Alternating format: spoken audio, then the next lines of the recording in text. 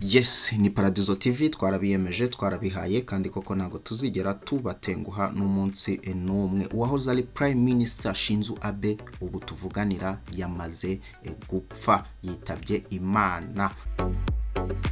Shinzo Abe wahoze ari Minisitiri w'Intebe w'Ubuyapani yapfuye nyuma yo kurasirwa mu Ruhame kuri uyu wa gatanu. Abe yarasiwe mu mujyi wa Nara aho yagezaga ijambo ku baturage. Televiziyo y'igihugu mu kanya gashize nibwo itangaje ko yamaze kwitaba Imana. Televiziyo y'igihugu yatangaje ko urupfu rwa Shinzo rwemejwe n'umwe mu bayobozi b'ishyaka rya Liberal Democratic Party, bavuze ko yapfiriye mu bitaro byo mu mujyi wa Kashihara ho mu karere ka Nara aho yari ari kuvurirwa. Yari afite imyaka 67 y'amavuko.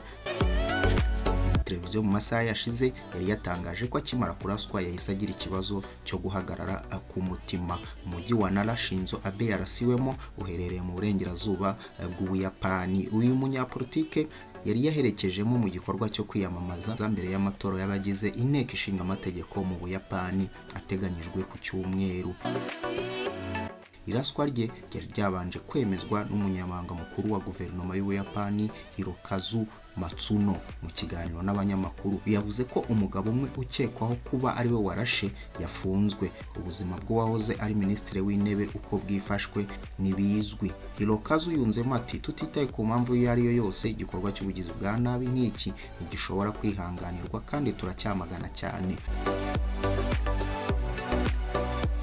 Shinzo Abe w'imyaka 67 y'amavuko yabaye Minisitiri w'Ubuyapani hagati ya 2006 na 2020, bimugira uwa mbere wayoboye guverinoma ya kiriya gihugu igihe kirekire kurusha abandi. Gaho rero nguko Shinzo Abe, Imana imuhe iruhuko ridashira, twese niho tugana. Ni Paradizo TV twarabiyemeje twarabihaye kandi koko ntago tuzigera tubatenguha n'umunsi n'umwe. Niba utarakora subscribe, kora subscribe, kore no kunzogera iri ku ruhande kugira ngo utazajya ucikwa n'ibyiza byinshi tugenda tukugezaho. Reka tubonane mu bindi biganiro. Nyagasana akomeze abarinde. Bye bye.